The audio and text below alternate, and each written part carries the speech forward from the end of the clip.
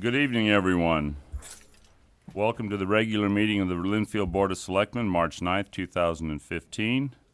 And I just want to let everyone know that we're being recorded and transmitted by cable television. So welcome to everyone that's in the room tonight. And if you'd please stand and join me in the Pledge of Allegiance. I pledge allegiance to the flag of the United States of America and to the republic for which it stands, one nation, under God, indivisible, with liberty and justice for all.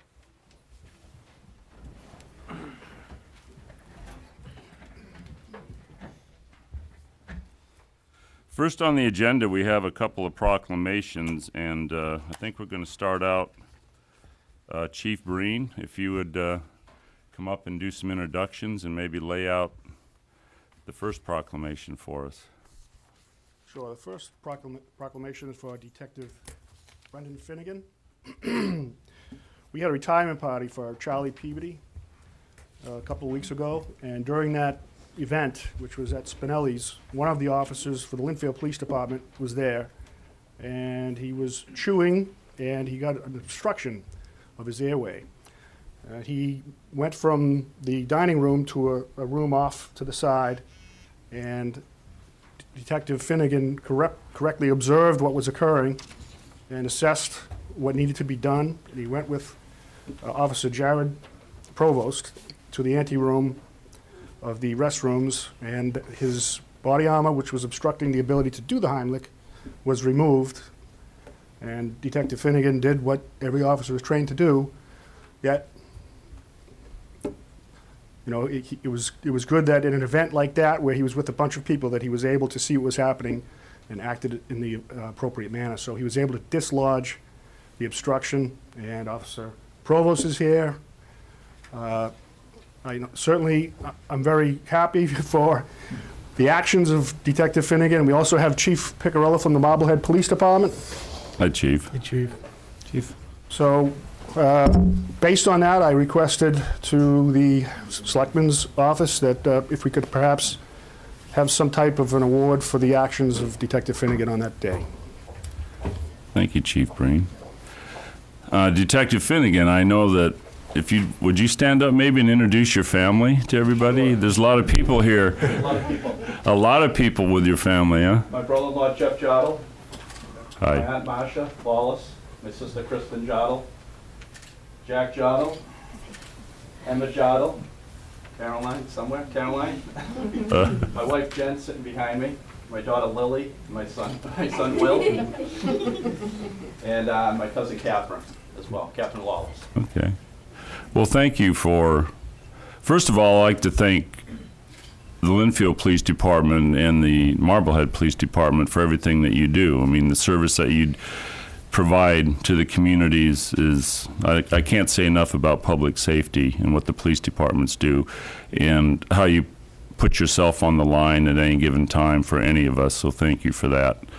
I think that what you did was a great thing, heroic. I think it's nice that we're getting together, maybe not under these circumstances, but I'm glad everything worked out. So it's an opportunity to meet you, the chief from Marblehead, and your families who are all great people. So it's a good opportunity for all of us. Thank you, sir. You're welcome. Any other comment from?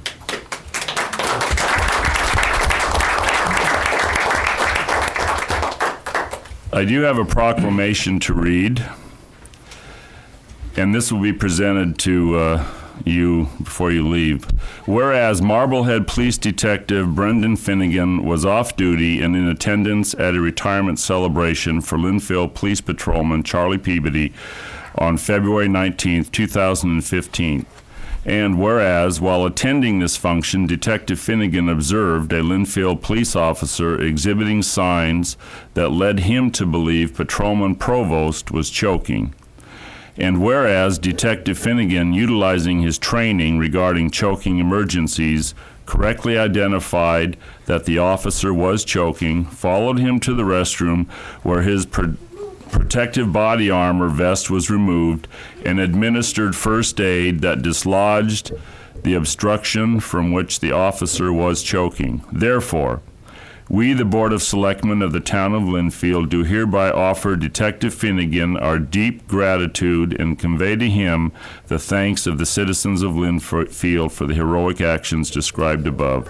And it's dated this 9th day of March 2015. So, thank you very much.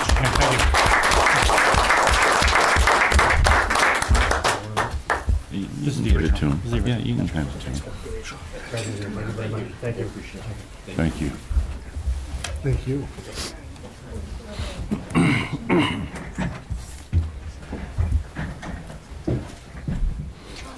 And I believe the press may want to take pictures of your great family also. Widening the lens.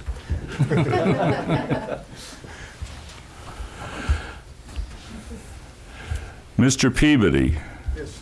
would you mind standing up at the podium? Hi, Charlie.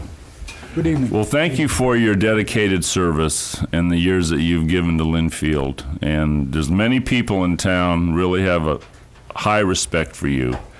And you're retired. Congratulations to that. Congratulations, and I hope you have many good years ahead, and you know, achieve what you want to do and go where you want to go and spend it with whom you want to, and just really enjoy yourself. Have health and be safe. So, thank you, Charlie. Thank you very much.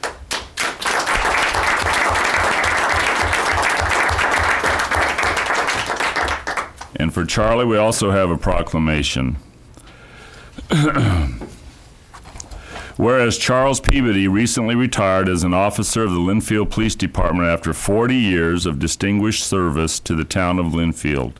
And whereas in the course of 4 decades as a member of the Lynnfield Police Department, Officer Charles Peabody served the department and his community with distinction and always in a manner that has been a credit to himself, the department, and the town.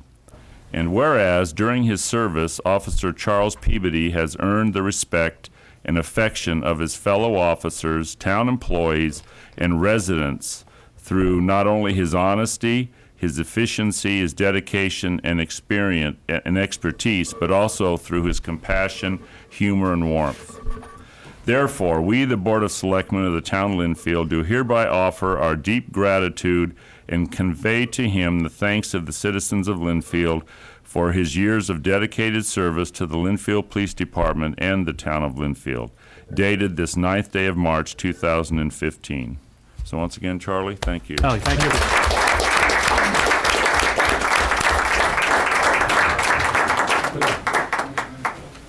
Charlie.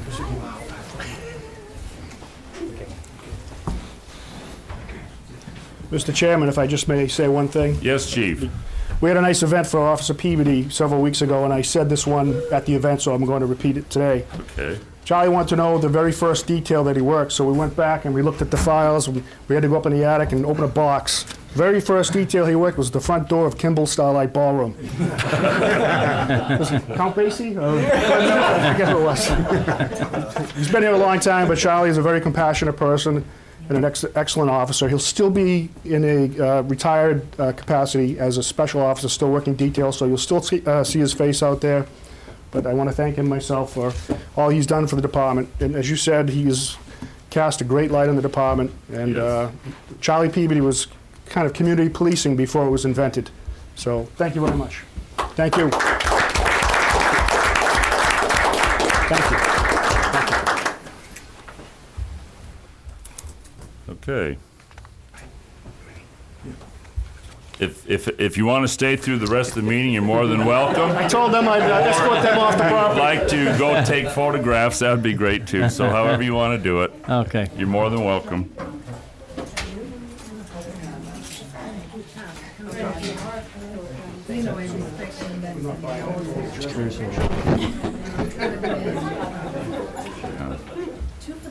Okay, next on the agenda, we're going to change the agenda just slightly, and we're going to go into the 2016 budget review, the Recreation Commission. So, Matt Monkowitz, it's yours. Thank you. Thank you very much. So we're very grateful for the additional resources we were given this year. I wanted to cover just briefly some of the accomplishments, some of our goals for 2016. Our budget request is slight. It's a salary increase only for Right. our rec director that's commensurate with the union contract of 2%. Everything else is flat funded or funded out of the revolving account. So we're self-funding all of our programs. But you're familiar with the structure. We brought Joe Maney, our co-director in charge of fields and concessions, up to 19 hours a week, which is really helpful in terms of coordinating everything we've got to do for new responsibilities. And Julie Mallet is now full-time running all programs at 35 hours. Right. We had a great season. We added several new events. I won't go in detail. Couple of key achievements. We were able to install the new online registration and field management program.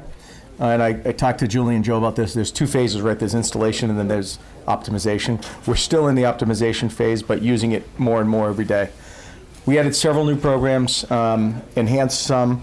The biggest ones, of course, were the fireworks display that happened in October, as well as several events we did with Market Street, including the concerts.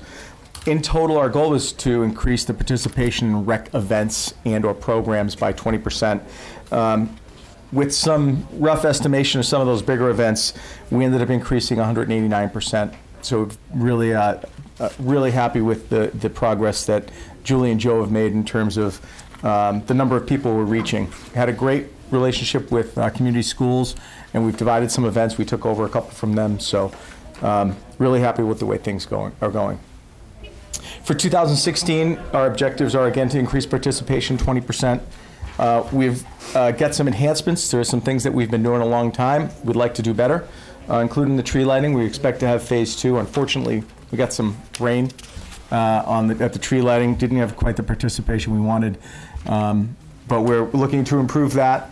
We'd like to introduce one more major event similar to the fireworks. Right now, we're calling that Lynnfield Country Fest. We'll see what that morphs into. On the operations side, we've got a lot of work to do still. Concession stand, we're trying to finalize. We've got a meeting tomorrow with all the sports leagues to try to hammer some of the details out. We have our first draft of the field usage policies and fees that we're working through. We have yet to establish a final fees structure. As we get into this and try to resolve it, we end up with more questions and are working on the field maintenance requirements for DPW from the leagues and exactly what the expenses are so that we can establish the right fee structure. And then finally, we expect this year to conduct and then publish the results of a rec center needs assessment and feasibility study that's going to be funded outside of the Recreation Commission. So with that being said, our budget will go, or request is to move from $47,871.77 to $48,752 even, an increase of 1.84%. Well, thank you, Matt. Your budget is pretty small. I mean, you're not asking for a whole lot, but you're on behalf of you in the Rec Commission and Julie and everyone that's working with the Rec Commission, I think that you're doing a great job. It's phenomenal, the increases in the programs and the number of people that are attending many of your activities, or all of your activities actually, and the excitement that you're doing to move things forward and keep looking at new ways, and you stop and you think lessons learned and what can we do better. So that's what you do. That's what your whole team does, and I thank you for that. I think it's very impressive what you're doing with the town and the community and the people that live here, so thanks. Thanks, very appreciate much. that. Thank you. Matt, thank you. I appreciate it. You've got probably the cleanest budget presentation that I could imagine. You've only asked for the 2% pay raise for your employees, which is, and there's basically nothing else here, which is unheard of, but that's great. I understand you use a revolving account for other expenses, which is fantastic because you have that ability. Your programming is fantastic. It's very well received. You have more programming available to you. You have more facilities available, so I'm sure this will expand and you'll get that additional participation. Yourself, your board, Joe, you all do a great job, so thank you very much. Thanks, Phil. Yeah.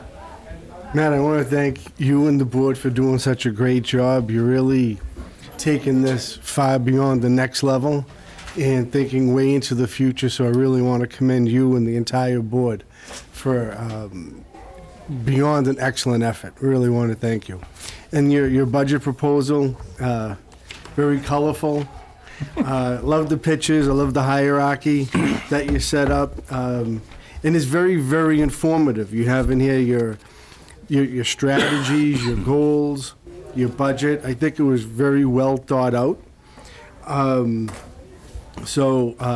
course, with the mere 2% increase and using the revolver to pay for other costs, that works out great. This way now, that's 1 inch closer to being totally self-funded, and hopefully that'll keep perpetuating itself. But there was one question that I had, and that was a lot of people are coming to me and asking about what the fees are going to look like. And I know that I quickly went through the MOU that was issued, and I have copies here. And it had some different fees in here, but we quickly chatted about this. And maybe you could tell everybody what's going on with the user fees for the fields? Yeah, so the MOU is kind of in the Fields Committee in discussions. We set an arbitrary fee and with an idea of how it would be allocated. As we began to talk about it, it became evident that we really need to solve for what the costs are that are associated, not only long-term capital costs, because part of that's being set aside for capital, but what are the annual maintenance costs, and then what do we need to pass on to these leagues. Recently, I've got a document from baseball. Where I've actually, being on the board, I've worked with them to kind of figure out what we need for maintenance. We're going to be working with DPW to assess what the costs of doing those are going to be. They've done a lot of work in terms of the costs for the turf fields. So we're getting to a place where we're finally, I think probably in the next 30, 60 days, we'll be able to resolve this. And that's when I talk about publishing the field use guidelines and fee policy. That's our objective, is to get that all settled and get that clear. There's going to be no fees imposed for the spring. Everything's going to start in the fall. Yeah. So do you think it's going to be higher than these current proposed fees? I think it could be. Okay.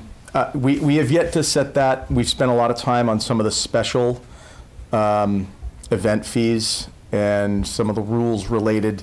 You know, there's a lot of fallout. Lights fees, 4-hour blocks, 2-hour blocks, town leagues versus private leagues. There's a lot of moving pieces. Sure. Joe's done a great job getting research. I know Phil's helped us in terms of what other towns are charging. So we're going to stay within that range. I wouldn't expect it to be extraordinarily more, but there's a chance it could be higher.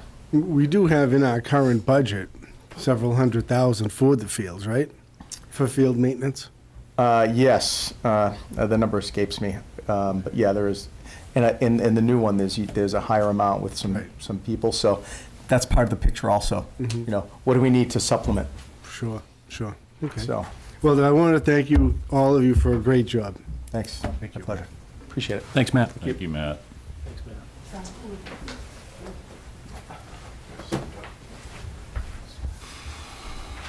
Next up is Trudy Reed, our town clerk. Hi, Trudy. You had two topics you wanted to address the board. One was posting of the warrant, and the other one was dog license fees. Yes, thank you for having me here tonight. I recently, as required by Mass General Law, I went out and posted the approval letters that we get from the AG's office when we submit our bylaws from the previous town meeting. And it also gave me a chance to look at where we do our postings for elections and town meetings, the warrants. So after looking at them and trying to get through some snowbanks, I just realized it's not always going to be like that, but maybe we should make a little change. So Mass General Law doesn't really say where we have to post our warrant. It just tells us when we have to do it. Our bylaws is what tells us where. And according to the bylaw, it's at the discretion of the selectmen. It's got to be at least 6 places, and anything else that the selectmen designate. So we currently post at 6 places, and it's at the Center Post Office, the Colonial Village Market, which I'm not even sure if that's still the correct name, the library, the pump and pantry, the senior center, South Fire Station, and the South Post Office and Town Hall. So what I tried to do was go into each of the precincts and see if I could find a public place within each precinct to post. So I'm not sure if you all got my email, but I've done a little more research since this went out because I wanted to find something in Precinct 3, which is over in the Route 1 Donovan area. So what I'd like to propose tonight is, it would only be eliminating 2, still keeping this 6, is continue to keep the South Post Office, that covers Precinct 2. The Lynnfield Water District, which is the one that somebody brought to my attention, which is in Precinct 3. The Senior Center, it also is in Precinct 2, but I thought it might hit a different population on that side of town. The library and the center post office would be in Precinct 1, and then the pump and pantry covers Precinct 4. So with those, along with the town hall and putting it on the website, would meet our 6 designations. So it's, the bylaw indicates that it would have to be the approval of the selectmen. So that's why I'm here tonight, is to see if you would make this approval so that we can make it effective with our next posting of the warrant for the upcoming annual election and town meeting. So you're not changing your proposed 6 locations that you have listed here? The only one I'm adding is the Lynnfield Water District. Lynnfield Plus, so, okay. We could eliminate the library or the post office since they're side by side, but because they are side by side, it could go one way or the other. I'm eliminating the south south fire station because they only have a small bulletin board outside, and in bad weather you can't get to it, and their bulletin board inside is not for the public. And the other one was the Colonial Village, eliminating that one. So this would put us in compliance with what the requirements are, 1 in each precinct. We're not required to put 1 in each precinct. I was just trying to do that. Okay, you just, so you wanted to do that. Yeah. I think your proposal's very warranted. I still would like to keep posting at the Colonial Village Market, which is, whatever we want to call it these days. Okay. And Christie's and every other thing we've called it, Okay. But I think you want to have it where you have the most traffic, Okay. so people see it. So I think that's a well-traveled area. So I Okay. think that it would be useful to keep it there also. Okay. Okay. So with that, by adding that, then what places would you be posting?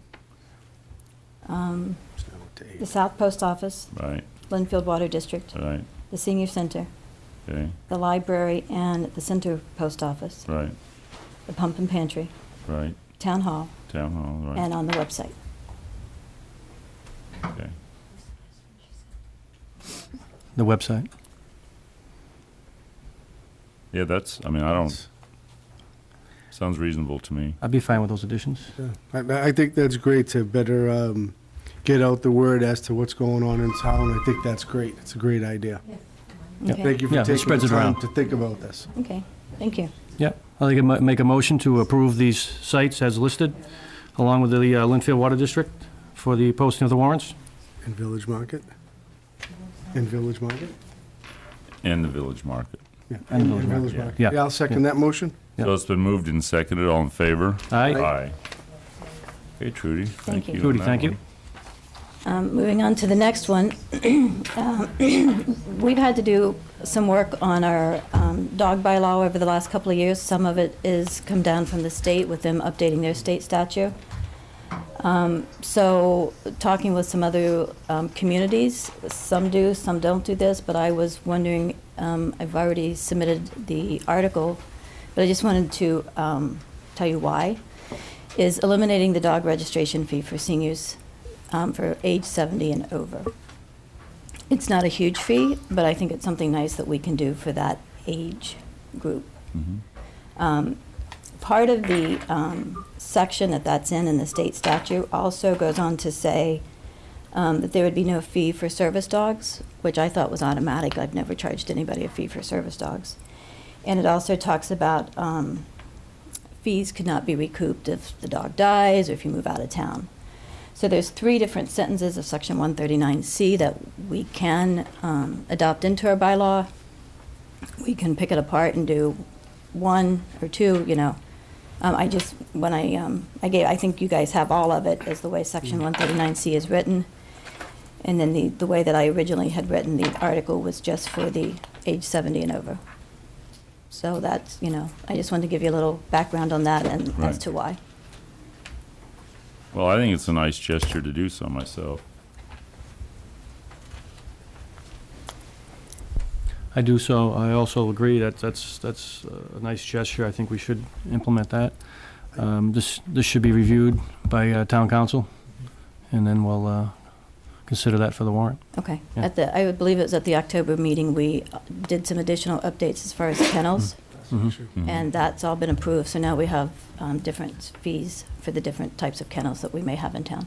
So Trudy, this is pretty much exactly from 139C, right? Mm-hmm. Yeah, so Yeah. if it's good enough for the state, it should be good enough for us, right? Yeah. We can't do less than what the state Right. has in their statute.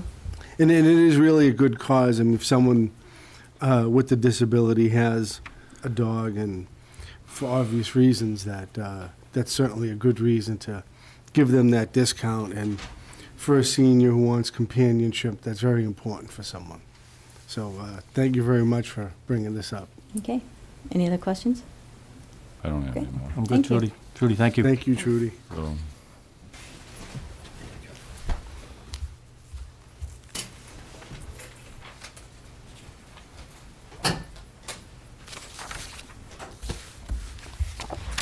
okay, next on the list, Mr. Boudreau, FY16 budget presentation.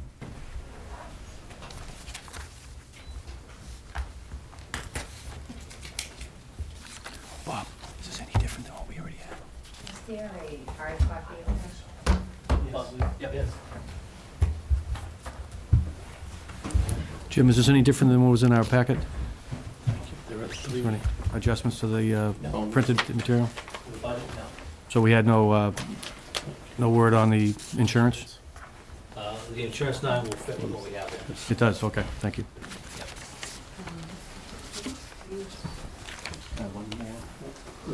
We can make more copies. And I have, Four or five. Yeah. So I'll go through this fairly quickly. This is kind of a 20,000-foot look at the budget. It's similar to presentations I did in Norwell. I found they were very well received by people because the visual look at the budget makes it easier for people to understand.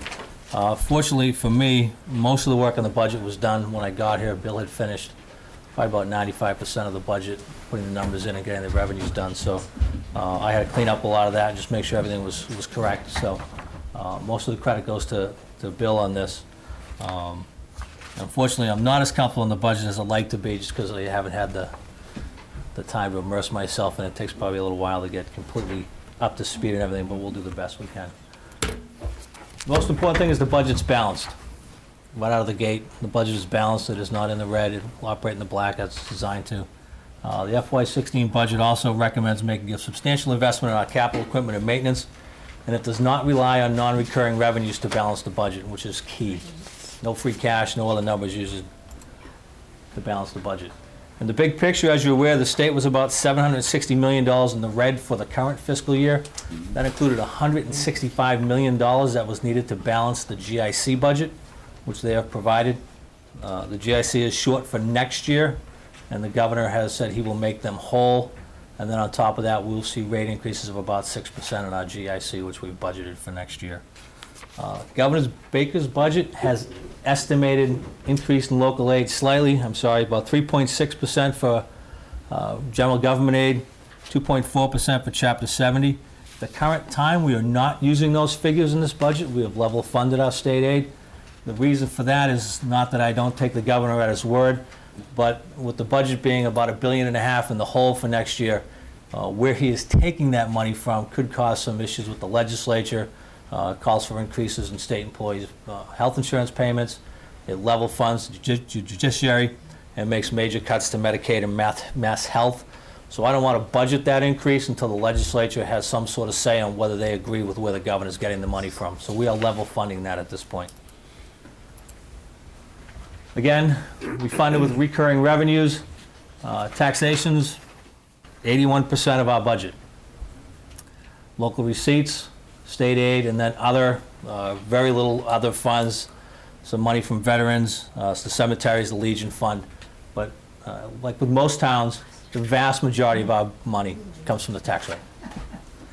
This is kind of hard to see. This is just state aid history since 2000.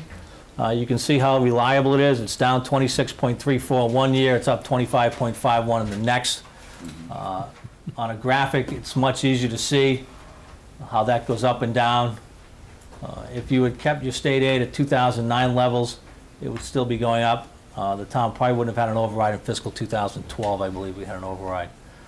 When you get to it, if you take your state aid numbers, your local receipt numbers, and you put them against your tax numbers, you'll see when state aid drops and local receipts drop, subsequently to that, Lynnfield generally has an override to try to make up for those. And when you look at them all together, you can kind of see it. There's your local receipts. Again, up and down. Your biggest part of local receipts are your motor vehicle excise tax. That is the largest component. Some of the jumps in there were investment income. Way back in 2003, that's when the town did some borrowing. They received premiums from the borrowing. That was counted as investment income. You can't do that anymore. The state has changed the law, so if you get a premium or a coupon from a borrowing, you now have to amortize that over the life of the bond and basically give it back to the taxpayers. But that shows up there as some of those. For fiscal 16, we are using the fiscal 14 actuals. So you can see that is up over the fiscal 15 estimates. And just for people at home, the last year we have is fiscal 14, so that's the one we benchmark off. Fiscal 15 obviously isn't closed yet. Generally, I used to like to discount those a little bit, but when you look at the increase in 16 and coming into 15, most of that increase right now is attributable to the increases in the meals tax. So I'm fairly confident that's not actually going to continue to grow, so I'm comfortable with that higher number. Again, normally I would probably estimate that a little bit lower to give ourselves a cushion, but given where it's coming from the meals tax, I'm pretty confident that that's a pretty good number. That's your motor vehicle excise, again, is the largest portion of it. Just to show how easy it is to project your local receipts, there's your other local receipts over a 12-year period. You can see how consistent and reliable they are to forecast on. Way down in the bottom corner, Chief Breen moved my, way down in the bottom corner, this is not working, is it? It's not working. Down here, you can see that kind of greenish line. That's your meals tax. And you can see where that's going from when you adopted. A lot of that is attributable to Market Street, the new restaurants. We still have new restaurants coming in down there, so that's why I'm fairly confident that that number is going to stay and actually get bigger. Taxation, again, makes up 81% of the town's revenues. It's based upon your FY15 levy limit times 2.5 plus new growth. This budget includes the statutory limit set by 2.5 of $904,385. New growth is estimated at $820,000. This is more than your FY15 estimate. It is significantly less than your FY15 actual, which is $2.5 million. Spent a lot of time with Dick Simmons in the assessor's office. He's run the numbers. He's not estimating that it's going to get over $1 million at this point, even including the activity at Market Street, because Phase 2 is significantly smaller than what Phase 1 was. So we're estimating a little bit lower than what he thinks it might be, but that's more to be prudent than it is any attempt to downgrade that. But it's significantly less, and that's going to continue to drop over time because we won't see that big growth from Market Street in the future. Right. Clear as mud. This is your taxation, what it looks like. Again, my pointer. You can see fiscal 2000. You won't be able to hear me, but when you go back and look at those local receipt and state aid numbers, this is an override when there's a dip. That's an override when there's a dip. And then there's a small override in here, and then these are your new growth numbers, and that's your significant new growth for Market Street in fiscal 15. You can see really the trend, that's about 5 times what your average new growth number would be since 2002.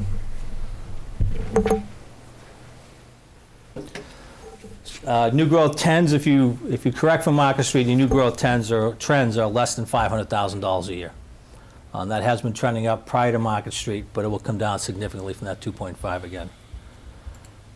These are your reserves, free cash, certified at $1.3 million, stabilization at $1.1 million, and your capital stabilization at $730,000. Those are not being used to fund the FY16 budget. We will leave those in reserve. This is your revenue and your taxation. If you go down to the total recap number, you'll see the 36,175 for people, and then that gets carried up to the fiscal 16. That's your base for fiscal 16, and that's what you multiply by 2.5 plus the new growth. So if you pull all our tax figures, you always take the previous year's fiscal, bring it up, 2.5, new growth. And those numbers actually come from the state and are certified by them, and we double check those. So that's where the vast majority of your revenue is coming from. We're level funding our state aid projections. We are projecting higher local receipts over FY15 projections, and we're using a small amount of overlay surplus on the capital budget.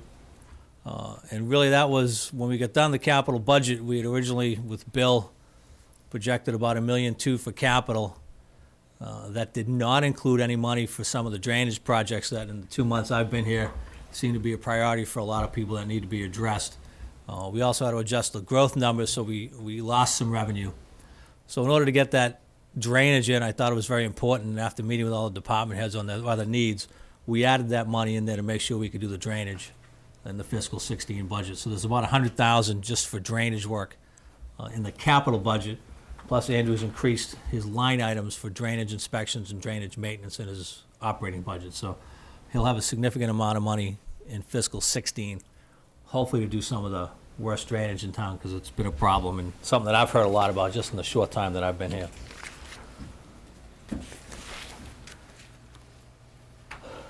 So the budget, this does not include your enterprise fund, so it doesn't include the golf course, it does not include the EMS numbers. It's $50 million. It's 6.35% over fiscal 15, but that also includes a $657,000 increase in recommended capital over last year. Some of the other this is by operational budgets and department. Let's see what the increases are. You see the education is 3.92%, and the schools have asked for 4.5%. It includes the vocational budget, which is actually down this year. So that's total education, which is why it doesn't show the schools at 4.5%. Because I know someone would ask that, so I made sure I went back and looked up what it was. Employee benefits, the two biggest numbers in employee benefits are health insurance and pensions. Health insurance is at 6%, and we estimate pensions right now will be almost 10% for fiscal 16.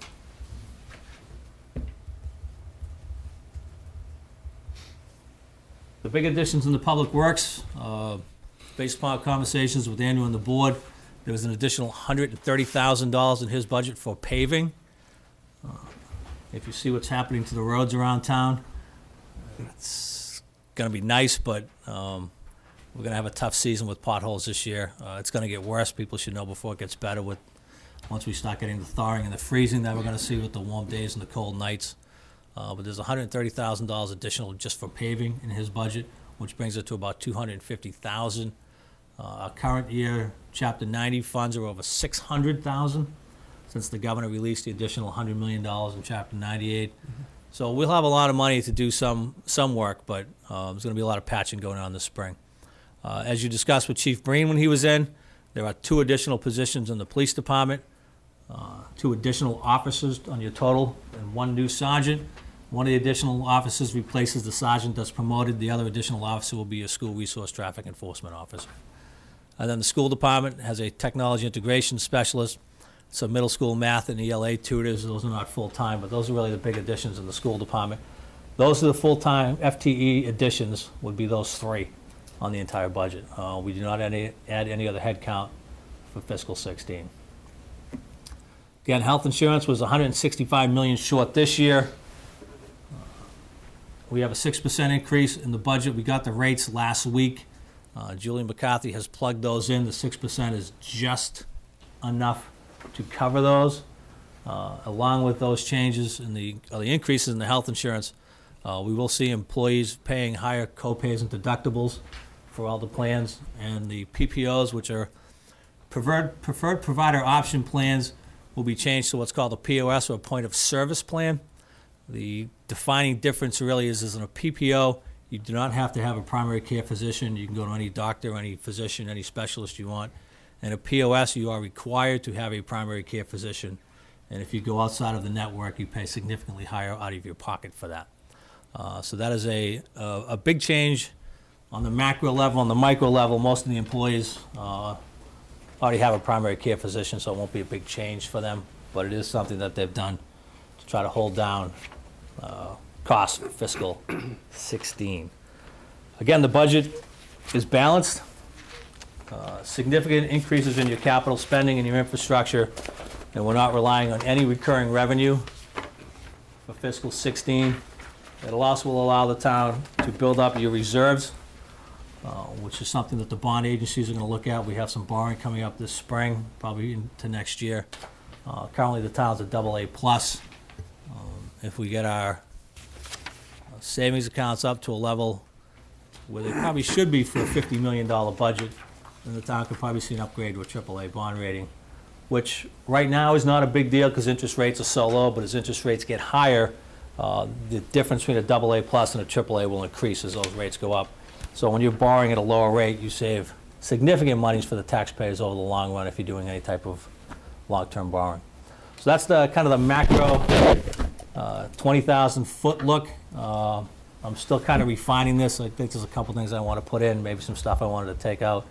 But I thought for a first pass, just to give people an idea of what the budget looks like, this was a nice way to put it up and let people take a look. So if people have questions, I'll do the best I can. I didn't bring all my budgets with me on the micro level, but we'll do the best we can to answer whatever we have. So at this point, I'm going to sit back down and have a drink of water. Well, Jim, I think you did a great job. Thank you very much. I thought everybody had seen my presentation tonight, but they all left before I got to it, so I'm feeling a little left out, but.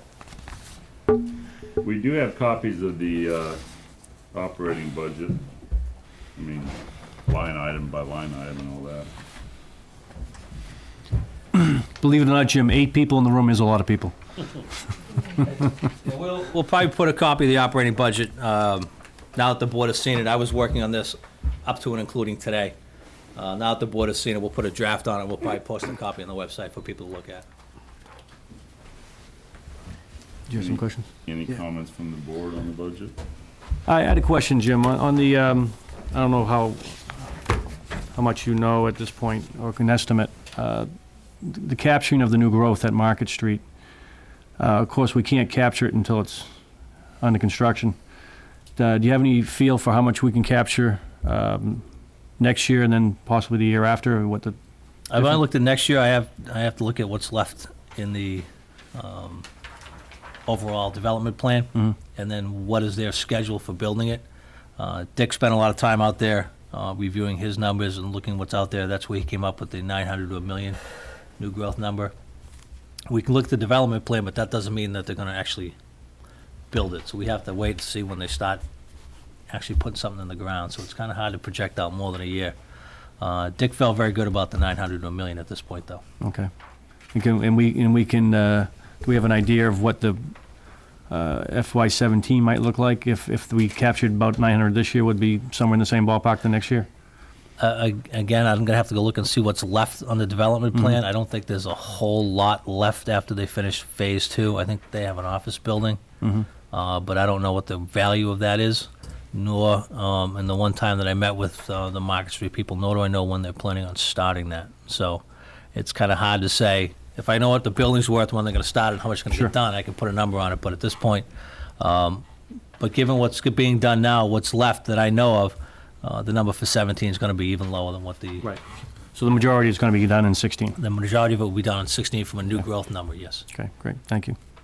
And then the thing with new growth is they'll probably just slowly go down and level out somewhere, and then it's not going to be what we've experienced these last several years. No, after Market Street's done, you're back to your residential growth. And again, I ran that a bunch of different ways. I took all the Market Street numbers out. I took out the highest and the lowest, and the average is still around $500,000 in growth. From a low of about 150,000 in 2002. It's come up steadily, but after Market Street's done, you'll just be relying on mostly just your basic residential, unless a large tract of land somewhere opens up for development, and I don't think we have a lot of those left. I had a few questions and comments. For revenues, you think we can have a separate line item for the meals tax? So people can see what's going on with that? I can break out, I mean, I have, on the tax recap sheet, you have every single local receipt broken out. I can give people copies of that.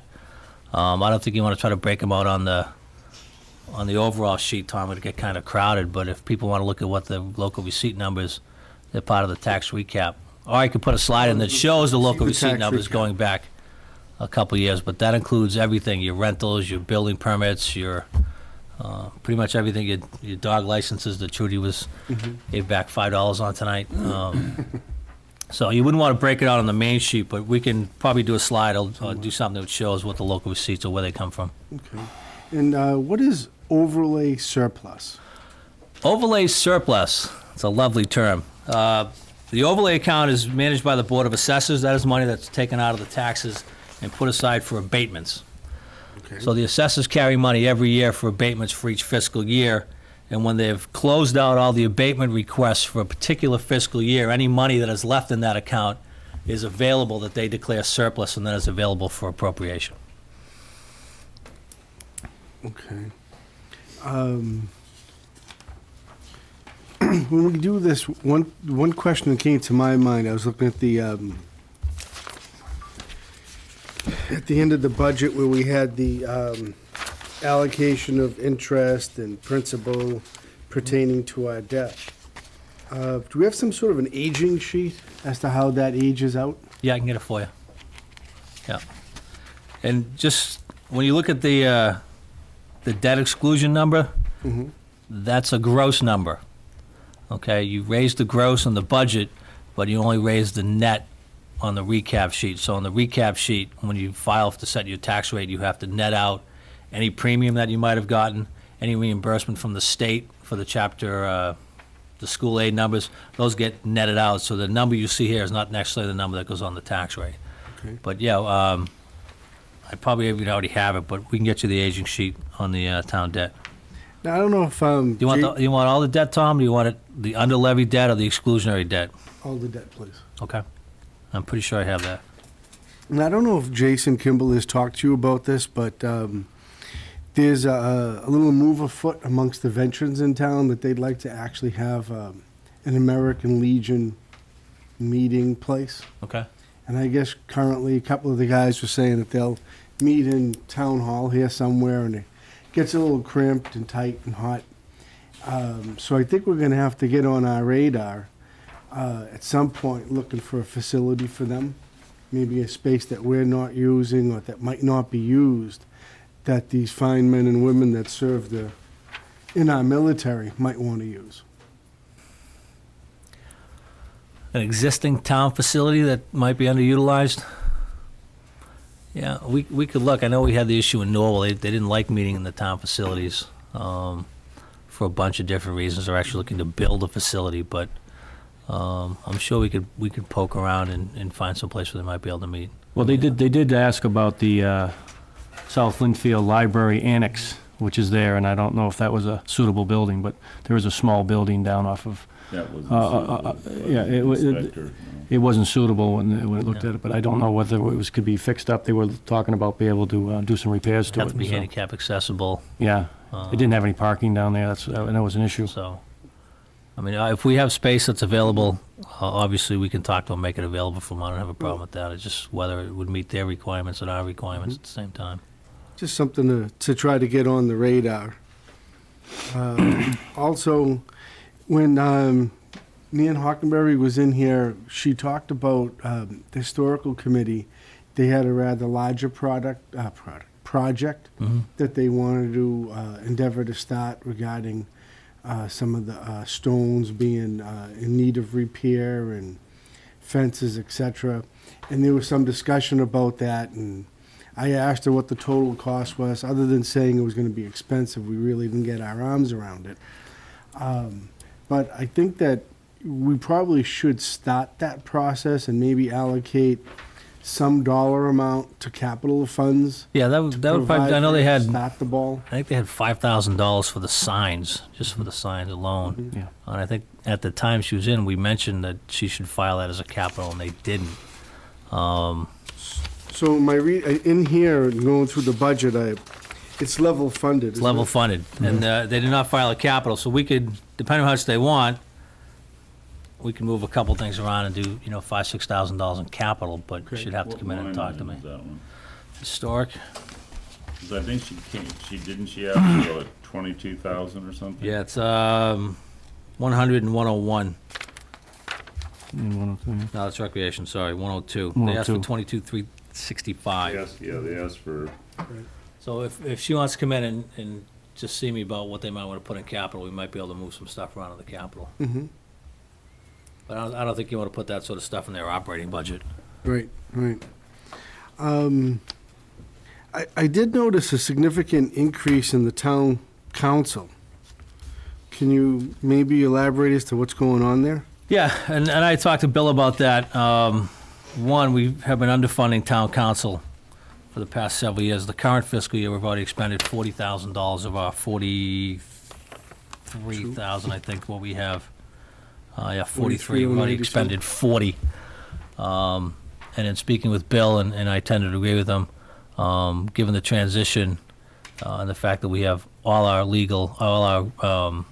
union contracts up next year, that we should put some more money into the legal bills, because it's probably going to be higher next year, and we should budget what we're going to spend.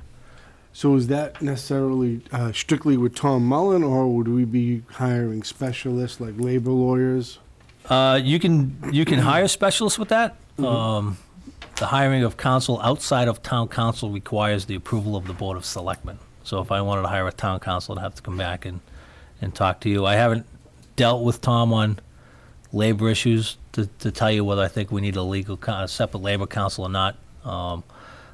I tend not to use them when I do contract negotiations. Lawyers just like to talk a lot of times, but because I'm not familiar with these contracts, I'll need some help getting the background on some of this stuff. So Tom would probably help me with that. But if I wanted a special labor council, I'd come back and talk to you. Okay. And then one last issue is this year we'll be accruing OPEB, as everybody else will. And I'm thinking that we should start thinking about a separate line item in our budget for funding OPEB. Yeah.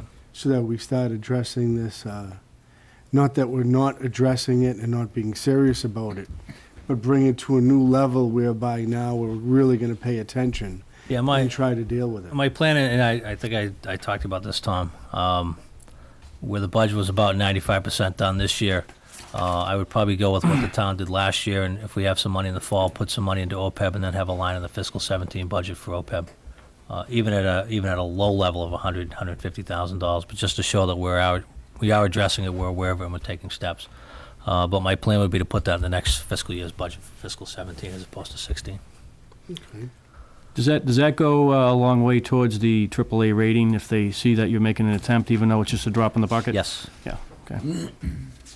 The one thing all AAA communities have in common is they are addressing OPEB on some level. I had one last question. And I noticed a $774,000 decrease in our long-term principal payments for debt. Did we satisfy some debt? Where are you looking, Tom? It's line item, put the specs back on, I think that was 108. I think it was the payment made at the end of the year. Yeah, I'd have to go back and look. I mean, there was a payment made on the recap sheet, but that was for temporary debt, so I don't know if it would be in that line or not. Okay. But I could get that in the tailing sheet also, Tom, that would tell you what was paid off, what wasn't paid off. But I know the town had some temporary debt on the books of over $1 million, and a portion of that temporary debt was paid off through the recap sheet, through a line on the recap sheet. Do you know what that temporary debt was, or? Off the top of my head, no. Okay. No, I've got an inquiry about that, and I'm still putting all that paperwork together. Okay, great. Those are all the questions and comments I had. Thank you very much, Jim. You did a really great job, especially since Thank you. just coming on board just a short period ago. So thank you very much for all your hard work. Thank you. So, Someone has a question.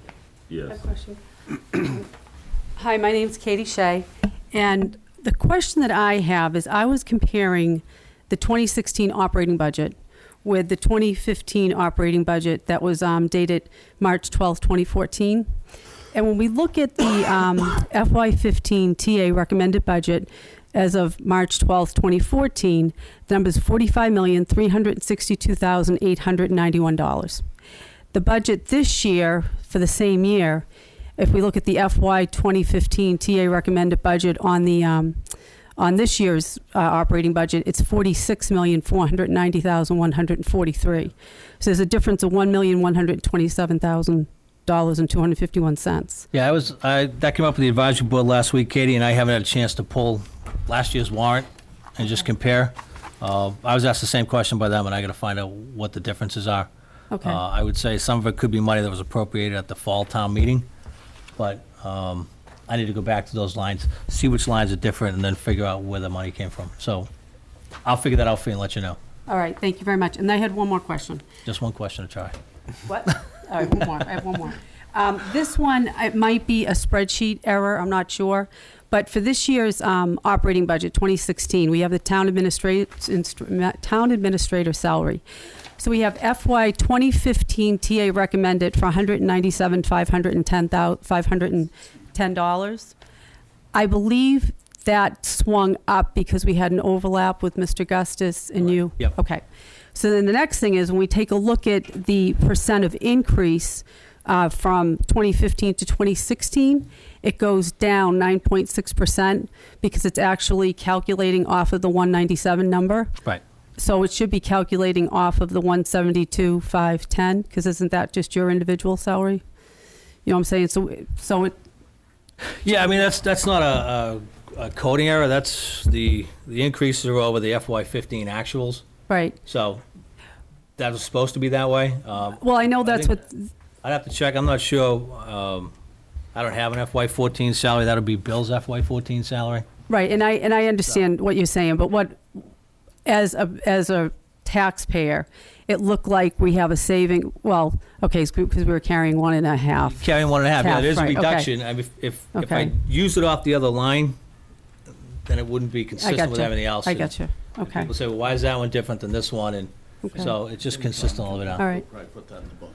Yeah, and as Bob said, the FinCom will probably put some sort of note All in right, the the book saying asterisk that there. that was a person and a half. Okay, and then we can just figure out where that $1 million. Yeah, again, the swing question came came up last week, and I just need to take the warrant book and go through it line by line, figure out what the differences is, and then sit down with Julie and say, why is this different? Why is this different? Okay. Again, I'm going to guess there's probably some money appropriated in the fall, but that wouldn't account for all of it. That's right. All right, thank you very much. Thanks. Thank you. Somewhere along the line, the board has to approve or recommend this budget, and I don't know if we're ready to do it tonight or wait, but we need to do it at least by the next meeting. You have to do it by the next meeting, that's correct. Yeah. And I need to get you, the capital budget is pretty much done at this point, notwithstanding if I talk to Recreation. But I've given that out to the department heads, waiting for their feedback to see if there's anything that they want to move around or change before I bring it to the board. So I'll have that to you. Should be done by the end of the week, and I can get it out to you early. So something for the next agenda on the 23rd is we could vote to recommend the budget. And then it goes to the Finance Committee, which I believe is holding their meeting on the 25th. It's gonna be the 25th, Yeah. And I'll probably be meeting with them next Monday to go over this with them, just to give them an idea where we're at, so they're at least caught up to where we are. It was originally scheduled for the 18th, Yes. and I've revised that on the website now after talking to Jack Dahlstead. They wanted the later date. So now is that the public hearing, That is 25th? the 25th. Is it here? That's, the FinCom is posted, so it's up to the FinCom, but I will be talking to Jack about that. It'll be advertised in the paper. Call the office, Mrs. Campbell, we'll know. Yeah. Give us Yeah. probably next week, give us a call, we should know by then. And when is capital gonna be ready, did you say? I'll get it to the board to look at probably by the end of the week, and it'll be up for discussion on the 23rd also. March 25th. Yes, ma'am. May I ask Go to a mic. something else? There's one right next to you, Mrs. Campbell, if you don't want to walk all the way over. It's too low. Yeah. Even for a short person. Just trying to help. I don't like bending before the selectmen. I don't know where is the money coming from to, evidently we're moving the superintendent's office to the senior center and moving the preschool to Summer Street? Am I right? Or I wrong? believe that is their current plan, yes. First of all, what is wrong with the superintendent's office here where all the other administrators are? I'm very concerned because we've renovated that space. SEAM Collaborative went in there, so we had to build, we had to set up for SEAM. And then the preschool from Lynnfield went in there, and we redid again for a preschool. We redid the space again. Now we're going to redo the space again for a superintendent's office when the senior center could well use more space. They're going to get a half a room. Yep. Well, thank you. The seniors are like 1/3 of the people in town. The senior center has to often cancel programs to have programs. They have to move programs into hot rooms and things like that. So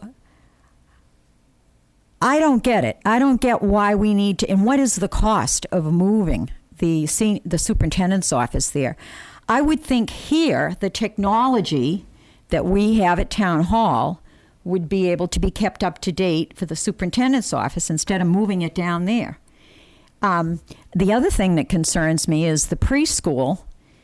Once it's moved, are we then going to say that it's overcrowded at Summer Street, so now we have to build on? We do things without a lot of thought in the future, it seems. It's like a shot in the dark for this and a shot in the dark for that. Where's the plan? Where's the overall plan? Have you, Mrs. Campbell, addressed the school committee on this? No, I have a standing appointment on Tuesdays, so I cannot attend school committee meetings. But I'm addressing them now. I would think they would. I know at least the chairman is here, so I'm sure they're being addressed at the moment. As far as the facility at the senior center that the school is now occupying, I may be wrong, but I think there might be something that if the school is in there, they pretty much have the authority to change that around a little bit. Not so much that it's the town that can just say, okay, you're out, so we're taking over. I believe it's their building. It's their building. Yeah. It might, the town may own it, but it's their building because of the school department. I may be wrong in all this, but that's just what I think I've heard or read Well, somewhere. it sounds logical, Mr. Nelson, but I think I can't. How much is it going to cost to renovate that space? The capital budget has, I believe, $75,000 for the school department to do their renovations, and then there's $50,000 in there to take out a wall and put in a movable wall in the space for the senior center. So they will be getting a lot of flexibility for their programs because they'll be able to close that or open it up based upon the amount of programs. So even though they're only getting a half a room, they're pretty excited if we put up the dividing wall. Half a room. Half a room. Wow. Does that account at all for the DPW bottom line? No, those will be in the capital budgets. It'll be all in Those capital. are all in capital, yes, ma'am. Right. Because how about snow and ice? Where are we with that? There's nothing that doesn't address it at all in the proposed Snow and ice is budget. level funded in the budget. Snow and ice is only one of two accounts that you can legally deficit spend on. The other one is veterans benefits. Right. Right now, I believe Andrew's latest number, and I'll do this off the top of my head, so when it's in the paper, it'll be wrong, but we're looking at probably a total deficit of around $400,000 for this fiscal year. Okay, and we can address that in the next year. That's the one thing we can carry over, right? Well, we'll try to address it in the current fiscal year. That's a good idea. You don't like to carry deficits over. Whatever you carry over into the next fiscal year comes off the top of the next fiscal year's revenues. So the governor has proposed actually allowing you to carry your snow and ice deficit over into 2 successful fiscal years, which is great unless you get a lot of snow next year and then you have another deficit on top of the deficit that you carried over from the. So $400,000, we're going to start looking probably in the next couple of weeks. Julie and I will start looking at accounts and looking at where we're short this year and where we have some money to try to make sure It's just good practice to pay off your debts in the current fiscal year and not carry them over. Good remark. Good observation. Like we do in our own home budgets. Oh, we try. Maybe I should say we try. And the Public Works increase is 6.0%. You did say, you did make a few remarks in your presentation, but that's quite a hike. Yeah, there's $130,000 right off the top for snow and ice, for paving. Right. He also has a significant increase in there for maintenance and energy of the buildings. I can give you the breakdown if you want to come by and get a copy of the breakdown, Okay. Mrs. Campbell. But those are the two biggest drivers in his budget for those increases. On the paving at Summer Street, it was dug up by the Center Water District, and it was left in rather deplorable condition, especially facing the snow and ice that we have now. Are they in any way responsible for paving Summer Street, where they dug and dug and dug? For paving the street, no, they wouldn't be responsible for paving the entire street. I'm not familiar with the protocols here on that.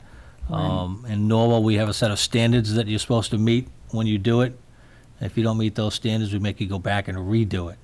I'm guessing at this point it's probably settled. I would think Andrew would be talking to them once paving season opens, telling them to get out there and fix it. Okay. And I noticed Salem Street has some major potholes where it was dug up after Salem Street was paved. So Dug up by, I don't know, but there's little places. It could have been Center Water District. I don't know. if you have locations, Between Our Lady of the Assumption Church and the Center Water District building, okay. on the one going toward the post office, on the side of the street going to the post office. I mean, we'll send the guys out. You'll probably see them out a lot in the next few days because it's going to be warm enough, so they'll have the hot box if they can get the mix. Yeah. So if people have really bad potholes, they should let us know. We can try to prioritize what's out there. Well, unless some private person has orange cones, I think they may be aware because there's orange cones out there, but they keep getting knocked over because it's a narrow street to begin with, especially with the snow there. Yeah, and I hit the big one from the gas company that was out here Oh, a week or so ago and yeah. wasn't really happy. All right. Well, spring. Spring to me means a time for the taxpayers to pretty soon will be springing for more taxes. I urge your cooperation in trying to prevent that from happening. Sorry. Yes. Hi, Katie Shea again. Thank you for letting me speak. I have one more question. And this was on, there's a 17.4%, 17.2% increase on the treasurer's salary. Can you just explain to me what that is? It's on page 2? Yeah, I'm going to try to, again, this is where the unfamiliarity with the budgets. Page 1.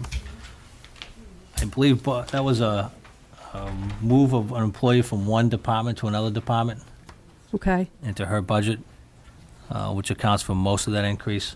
Part of that was charged to a different account and then moved it up there. I'll Okay. double check for you to make sure, but that was my recollection of that increase, that it was just a movement of employee from one to another. Yeah, if you look at operations support, it's not a one-to-one, but further down, actually on the first page, Right. there's almost a $12,000 decrease. Gotcha. Okay. That person was moved up to the treasurer's line and there were additional hours put on it. Thank you. Thank you very much. So, I'm getting there, it's just taking me a little while. Okay. Thank you, Jim. Thank you. Thanks, Jim. Thank you, Jim. Policy on use of the Al Merritt Media and Cultural Center. Is that Eric going to talk about that? Eric's gonna talk about that, yes.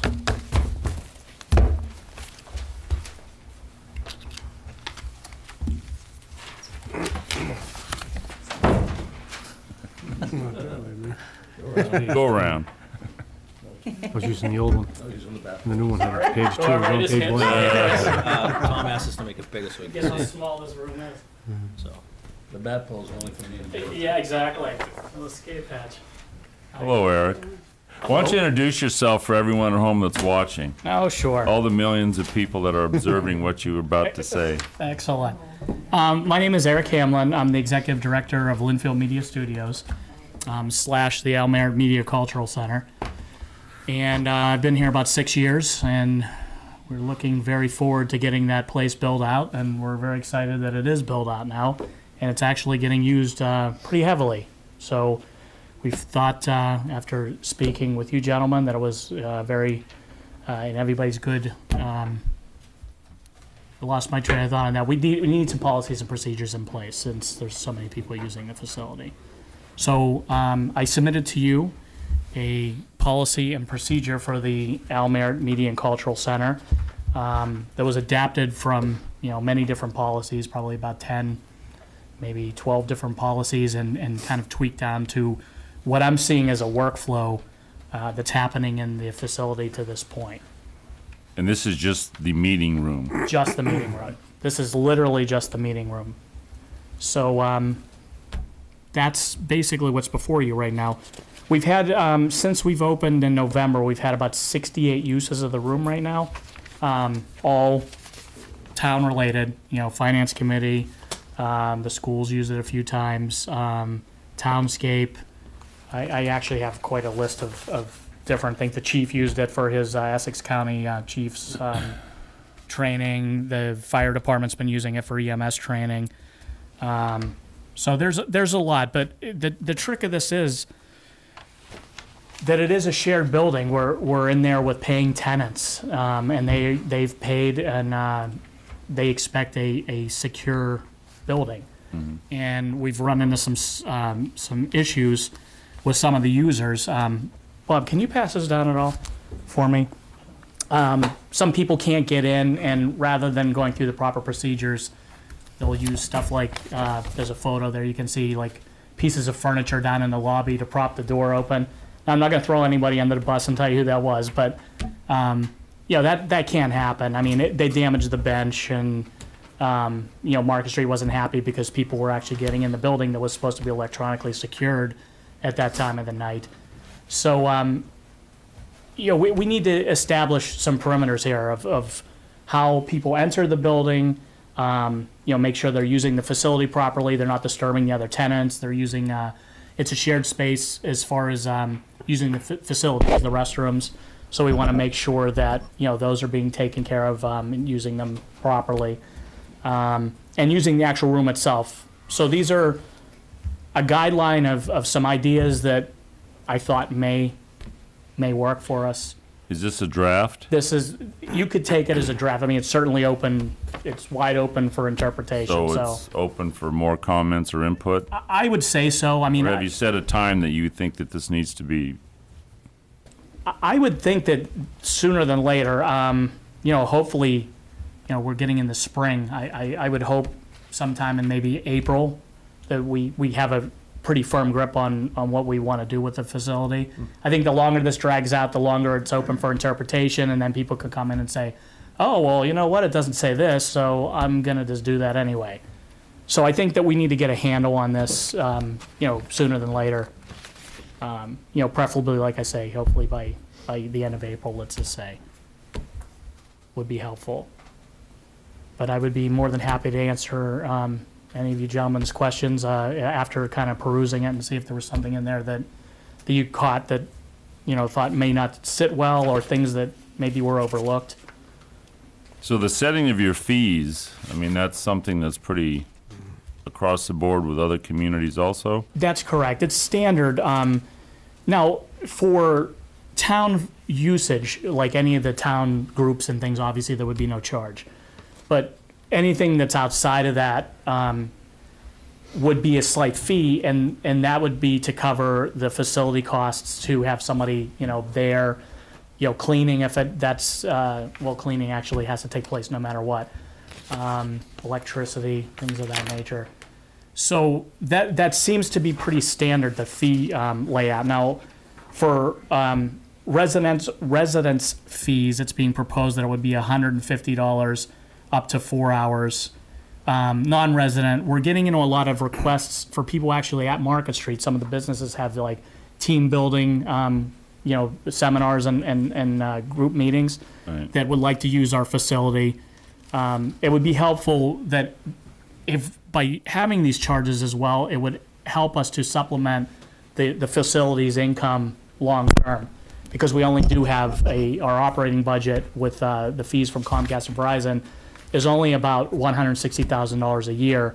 So by having some supplemental income, it would have us the ability to perhaps bring somebody on, that could take care of the meeting room at an hourly rate, worry about schedules and whatever. I would say on average a week, I'm probably diverting about 20% of my time with meeting room related. So is there Questions any and- other questions from the board on this meeting room policy? Do we have a budget for your, It's a revolving fund. I'm sorry? It's a revolving fund. I can get you the budget, but it's a revolving fund. It doesn't show up in the operating budget. It's Because not, I have no idea what are we talking about? Where's the money coming? Well, we know where it's coming from. Sure. It's coming from us, but where's it going? Because it sounds like if 160 isn't adequate, where's the 160,000 a year going? oh no, the $160,000 a year is being used for the facility to buy equipment, Sure. Salary. I'm saying salary. Yeah, there's but no the equipment, salaries. once it gets totally fitted out, we're Right. not going to continue buying equipment, I would assume. Well, about every 4 years or thereabouts, the other access stations, with the electronics these days, that's about the average of upgrades, is about every 4 years. So some of that equipment we'll have to set aside funds to upgrade, but it's all pretty new. So every Piece of technology. it is. I mean, technology is a wonderful thing, but I hate like Apple every 6 months. It's like here's this, here's this, here's We're this. also trying to expand the offerings that we're doing there, Sure. particularly in the schools for sporting events and things like that. And I talked to the superintendent, I talked to Eric about some sort of internship or something through the schools so we can build the content on the website, basketball games, hockey games, you name it. That'll take additional equipment also, and probably a lot more replacement equipment if we're sending them out to those type of events. But we have a budget, and we'll get you a copy of it, Tom. Okay. Well, will you be communicating with the high school principal to try to develop that in their curriculum? Through Jane, yeah, through the Excellent. superintendent. Great. I've already reached out to her numerous times Yep. already, and she's very excited. Bob Cleary's very excited. The kids are very excited. There's, definitely have interest. So yes, that's something we look forward to, embracing. I told Eric, We could get a movie director out of Lynnfield. I said you can show them how to do everything except how to put it live on TV. That's Do right. not No, we put cannot. anything We live cannot on do TV. that. That is not Not gonna going do to that. happen. Eric, the funds you're going to be taking in as fees, how Sure. are those going to be managed and taken care of? That's a good question. I don't know if. I mean, is that going to be something, Jim, that we would look at as a? All the expenditures for cable come to the books of the town. Right, so that's your revolving account on your cable account. So, These would be in the same account? They would either go in that account or would have to set up a separate account to put them into. Otherwise, you'd have to account for them in the town budget, then have a town appropriation back out for those. And would you be accepting checks for these fees, or how are you going to set that up? I was saying, I mean, the way that everything seems to have gone in the past is that it was to the town of Lynnfield, because we are not. At some point, we have to incorporate ourselves. All these access stations are 501c3s. We have never been set as one. I don't know why, but it's just never followed that. So once we get ourselves into that and we set ourselves up as a corporation, then, it could be, all the checks could be Lynnfield Media Studios to go into the accounts. Sure. But as it stands now, everything that comes in is written out to the town of Lynnfield. Yeah, everything comes Yeah, from- because I can see this becoming bigger and bigger as you go. Absolutely. And I think your membership and use requests are going to skyrocket, and the programs are going to expand. So I think having a good accounting policy in place is going to make it much easier for the more everybody. people that use it, the more requests we're going to get. Right, right. Because people will see what a nice space it is. So that's what I was concerned with, on how the money's going to be handled, make sure it's accounted properly and used properly. The 501c3 is something to really consider for that facility in the future. What action needs to be taken to bring that to fruition so that we could The 501c3. Right, to get you going in the right direction? I am in the process of actually talking to some of the access stations who have done this whole process, and I don't want to sit here and say, because I'm really not really that familiar with it myself, but I can certainly get you guys that information so that we all are on the same page, because I really don't know, Jim, are you familiar with that at all? That was an after-town meeting thing on my Okay. list, to be honest with you. Yeah. So probably over the summer, we'll start looking at that and how we would do it. I don't know if it takes a town meeting vote or what it does, but, yeah, that's something that's gonna wait till after town meeting. Okay. That's something I'd be interested in trying to help you with. I could help you with that quite a bit. And I think I was one of the first few users of the meeting room, and it is quite a beautiful place. Very spacious, very clean, well appointed. It is. You could see why it's currently in high demand, and it's only going to get in greater demand. So if you get the opportunity to go up there, everybody should. Eric has done a great job with the build out, the design, the equipment that's in there. God knows what it all does, but he uses it, and I'm sure everybody in the town at some point will get to use it all. So great job, Eric. Thank you. I appreciate it. Thank you. So are you wanting more input from the board on this, or? If there's anything that any of you gentlemen see on here that, like I say, that jumps out and you're like, I don't think that's a great idea or whatever, I would be more than happy to take any suggestions and modify anything. I think it pretty much covers. I didn't see anything on here that I personally think that I left out, but certainly I would be open to anything that you guys would have to. Just to clarify, Eric said town groups. Town groups would be free. Yes. Actually, it's What does that mean? boards, committees, commissions, official town departments would be free. Town organizations, town groups, under this current policy as drafted, would have a charge to use the room. Thank you for clarifying that. And a lot of those commissions, like the softball groups and what have you, they're already paying a minimal fee, at different locations, to rent not hotels, but meeting rooms and things out. So they're already being subjected to like $100 fee, $150 fee. And for, the size of the room and what it offers, I'd find it really hard pressed to somebody to find that kind of a facility for $150 and be able to use it for 4 hours. 4 hours. Yeah, you read in your policy, town committees, boards, commissions, and departments have no charge. Yeah. That's the way it's listed. I think it's a great idea. I think it's a reasonable fee, especially for that room. That's a beautiful room. And you can actually even split it up, make 2 rooms out of it. You can. Yeah. There's actually a divider in there Yeah. that's, a 700-pound divider, very similar to the hotels that you pull it across. You can cinch it up so it actually has a metal frame door. And we actually have utilized it for, I don't recall which groups it was, but there were 2 groups in there at one point. So, and it's very nice too. We have a 65-inch monitor at the far end of the room, and it has VGA and HDMI inputs. So, like as a PowerPoint projector tonight, instead of having to deal with projecting it onto this stuff, plugs right into the wall, comes across a 65-inch monitor, looks crystal clear because it's a direct feed. What's better than that? Your whole audience can see it. No, it's great. It's a great Yeah, facility. It's kind of nice. I think we should review these and go over them, and I'd certainly like to look into it a little bit more, see if things missing or needs to be corrected or adjusted. Bless you. And then we can address it at the next meeting. That sounds great. Okay. So we could add this to the 23rd just to follow up and maybe recommend, it's if there's input, provide it to you and go from there. Just keep the thing going though, don't let it. No, absolutely. And I appreciate your time and, going over this as well too. Thank you. I appreciate Thank you, it. Eric. Is there a question? Thank you. Yeah, sure. You can actually have this copy, and I'll just make I'm a myself little another copy. confused. If it's going to be a 501c3, that's a federal tax exempt organization. The policies would be set by its organization, not by the town. So I think we need to clarify, before you set policies, you have to clarify whether it's going to be a 50c3 or an arm of the government in Lynnfield. Because presently, checks are being made out to the town of Lynnfield.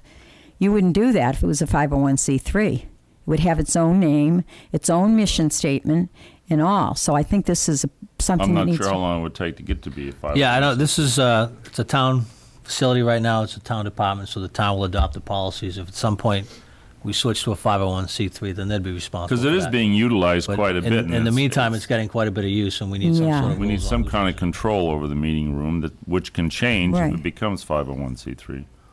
Then they would set their own. Then they would set their own at that point, that's right. This would go right out the window. They'd be able to do what they wanted. The other thing is you might mention where it is and where people park to get there. If you would let the public know that. Sure. Thank you. You're welcome. Thank Number you. 600 Market Street. It is. Are you familiar with Fugaku? I have yet to eat there yet, but are you familiar with that? there yet, but I can smell their Upstairs. food every day, but I have yet to eat there. It's right upstairs of that, so if you're ever, Okay. so anyone that's watching at home, it's at 600 Market Street. Back of the Fugaku. restaurant. Yep. You pass by it, there's a big glass door, you go in, we're on the second floor. There is on the outside. It does say the Almere Media Center on the outside of 600. And as you enter, there is actually on the placard in there, it also says 600. You go upstairs, and there's another Under the sign on right. that door. So it's fairly well marked. It's not a huge building, so like once you enter the top floor, you only have 4 businesses upstairs. So pretty easy to find. Come visit me. Okay. Anything else? Just to save Eric some time, the next item on the agenda is the policy on the Lynnfield Media Studios. Right. That's just to let you know that we need to develop a policy on the media studios too. He'll be coming back with that at some Right. point, because now that that's done, he's going to start getting requests for, I want to film a show, I want to do this, I want to do that. So we are working on a set of policies on that. But they're not even in the draft stage at this point. They're more in we have a couple of idea stage, but that's just to let you know that there'll be another set of policies coming back for the other portion of that facility. Great. Eric, thank you. No, Thank thank you. you, Eric. Appreciate it. Thank you so much. Nice seeing everybody. I'm gonna try to get out of the room without hurting myself. How's the other side of the camera feel, Eric? Yeah, it feels a little strange. I think I gotta work on that -10 lens here. Okay. Next on the agenda is an update on Pearly Burl. I need to recuse myself, Mr. Chairman. I've had a prior business relationship with the owner of this company, and to err on the side of extreme caution, I'm going to exit the room. If you could call me when... Don't go too done. far. This is Okay. very, very quick.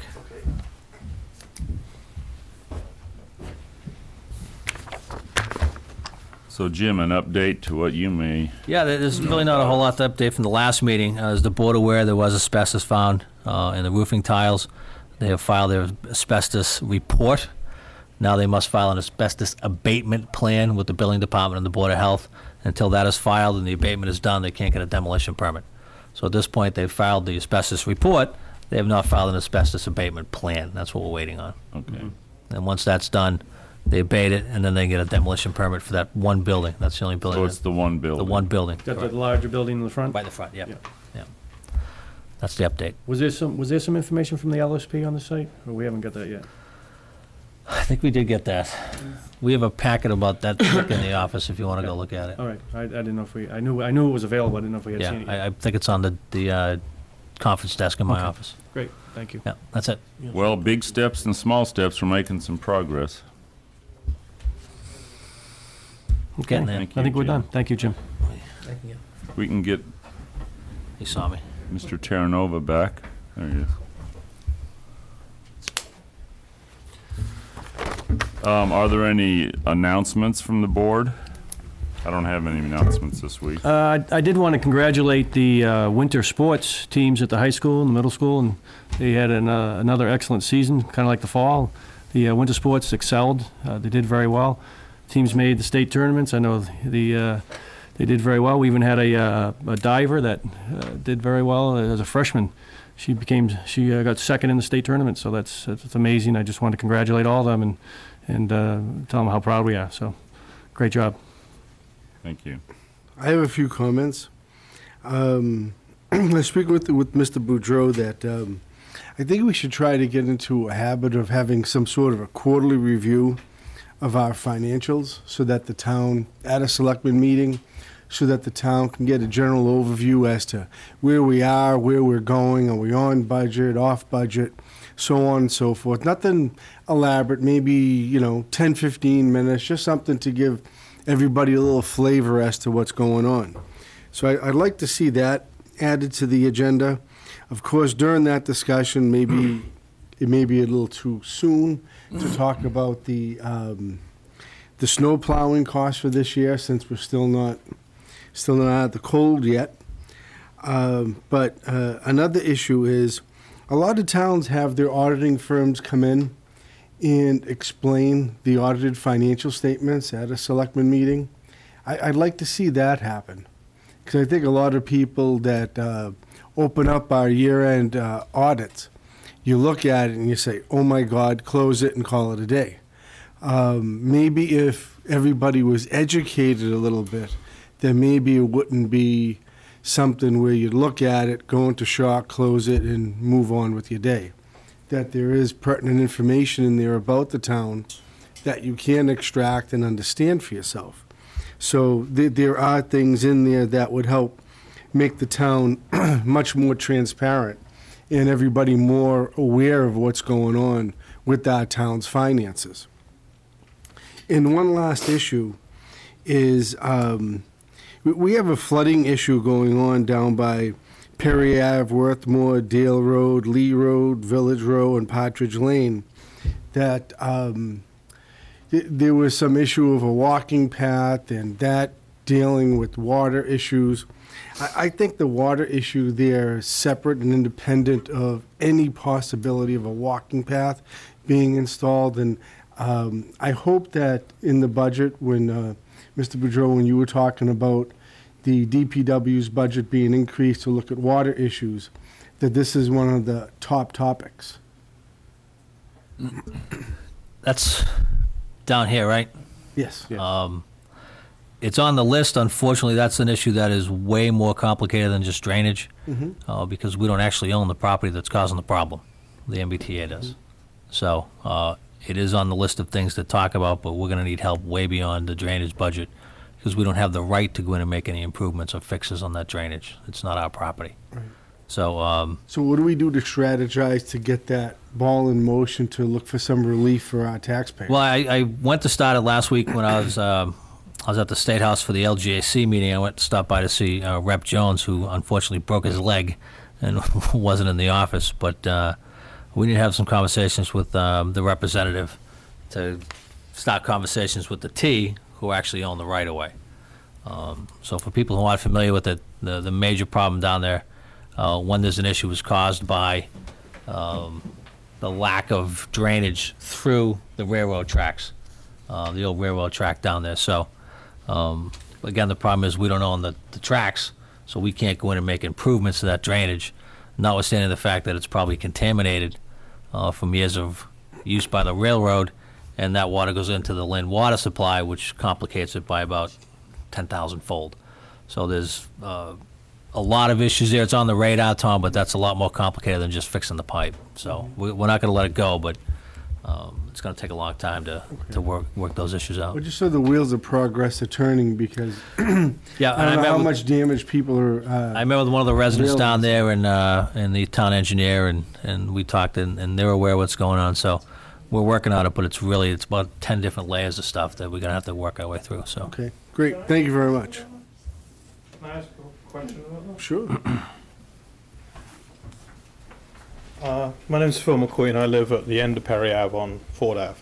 And actually, I think this kind of relates to, I noticed on the Rail Trail website today that their vote on the usage of the land for that, which is owned by the MBTA, has been postponed by town leaders. And I was wondering what the motivation behind that was with relation to the engineering report, which had been issued, which we haven't seen yet, and the vote was supposed to be on April 27th, and now that's been postponed. And if it's because you realise that there's a lot of unanswered questions about the rail trail and those various issues, then I applaud you for that. I was just interested as to why that was, because it just says at the bottom of their website that basically the vote on April 27th has now been postponed. I was wondering why. yeah, that hasn't actually come to the board yet. That decision was made by the Rail Trail Committee. They're not going to bring the article forward to enter into the 99-year lease, which is actually what the vote would be, to enter into a lease agreement with the MBTA. Really a couple reasons. One, we don't have any of the engineering studies to make any decisions by. The funding is nowhere near settled. So you don't want to take ownership, because a 99-year lease is basically a fee interest in the property.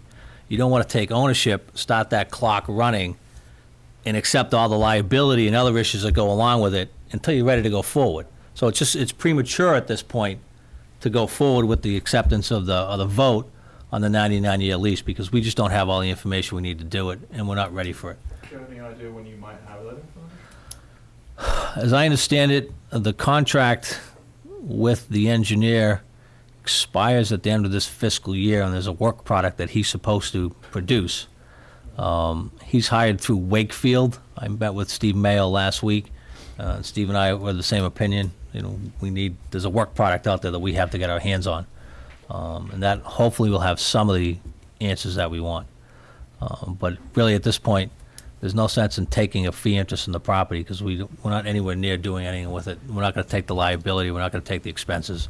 Yeah, 'cause that's just one of the many unanswered questions about that. Right, right. So it's just too early is really the bottom line. Thank you. All right, thanks. Lynnfield Athletic. So use of town facilities. The Lynnfield Athletic Association is having a road race July 4th, 2015. And the race begins at 9 a.m. and they're completing the course before 10 a.m. So this is a repeat. They've done this before, so they usually have approximately 300 runners. So it's all proceeds will go to the Lynnfield High School sports programs and the Lynnfield Athletic Association. So any questions or comments regarding this? No, it's a great community event.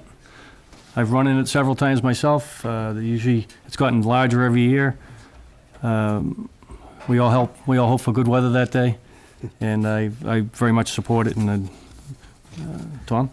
I've helped work the LAA road race. It's a well-attended road race. It's a great fundraiser. It's just a good time, and everybody comes out, has a good time, and then goes out and enjoys the rest of the 4th.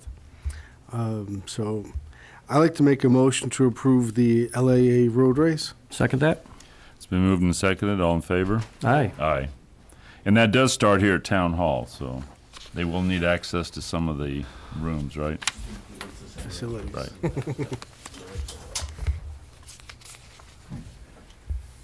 And there is also the use of Glen Meadow Park for Easter service, Center Congregational Church. I believe it's for Easter sunrise service. I think it's actually the New Hall Park. A Newhall Park. Is it Newhall? No, it says Glen Meadow It Park. does say Glen Meadow. Yeah, Glen Meadow. I think the race.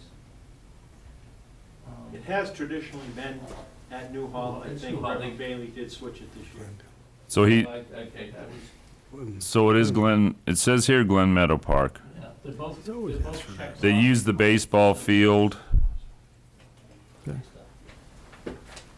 Well, we'll have to get clarification on that, but it's from 6 a.m. to 7 a.m. on April 5th, yes. Where was yours checked? Mine's not checked at all. Right here, That's the, I see them, but I don't see. check there. Glen Meadow Park and New Hall Park. I got you. They checked on both of them, so. Okay. So this one will continue to next, we can continue to next meeting? Okay.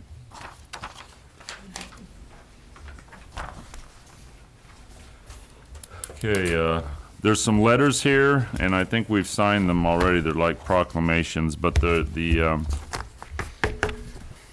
some Boy Scouts that are becoming Eagle Scouts, and based on their projects that they've completed, there's six people, and we signed those. I believe it's March 15th. There's going to be a ceremony at the Center Congregational Church at 4 p.m.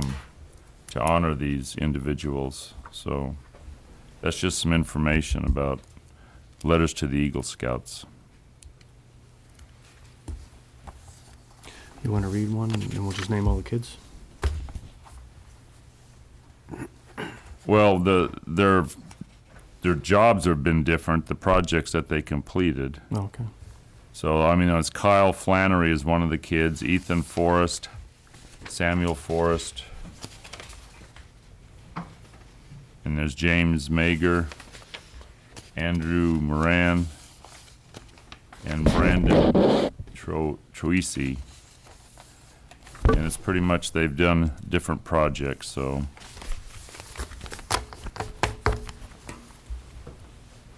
For Mr. Troisi's project, he directed teams of adult and youth volunteers to construct various trail signs and markers and then install the markers out in the field at the Linwoods Reservation. Andrew Moran's, his project led a crew of adult and young volunteers in building a retaining wall and regrading the area surrounding the sustainable gardens at Lynnfield High School. James Meager, his project was to lead a crew of volunteers in erecting a flagpole and developing an awards presentation area, including the construction of wooden pedestals at the Minuteman Sportsman's Club in Billerica. Samuel Forrest, his project directed adults and young volunteers to develop an electronic inventory of deceased Lynnfield firefighters in area cemeteries using GPS data and digital images. And that's a great benefit to the community. Ethan Forrest, his project was to secure funding and led crews of adult and youth volunteers to paint large United States playground maps at the Huckleberry School and Summer Street School. And Kyle Flannery, his project was directing a group of volunteers from Troop 48 to erect a shed and perform playground cleanup for the preschool for the Woburn Council of Social Concern, which was a good benefit to the community. So those are the projects, and those are the young men being honored. So on the 15th, I believe, Bob, is that the date? I don't have the date. I think it's the 15th at the Center Church around 4 p.m. It's this Sunday coming. Yeah. Yeah. So. Well, I want to congratulate these 6 young men. It's a testament to not only them, but the scouting program in Lynnfield. It's unusual to have 1 or 2 Eagle Scouts come up at a time. To have 6 is amazing. I grew up in scouting. My father was a scout leader, and we all went through this. And it's very difficult when you get into the high school age to follow through with scouting and get to your Eagle status. And not only that, but to complete the Eagle project. Many of these young men are also playing sports in other endeavors. They spend the time and put the effort into this, and it's really a testament to their time management and their dedication to scouting. And it really is a testament to the leaders in the scouting in this town. I've met with the scouts over at the Congregational Church. They always seem to have a good group of young scouts coming through, and that says a lot about the leaders and the people running the program. So congratulations, and the towns should be very proud of them. Yes, thank you.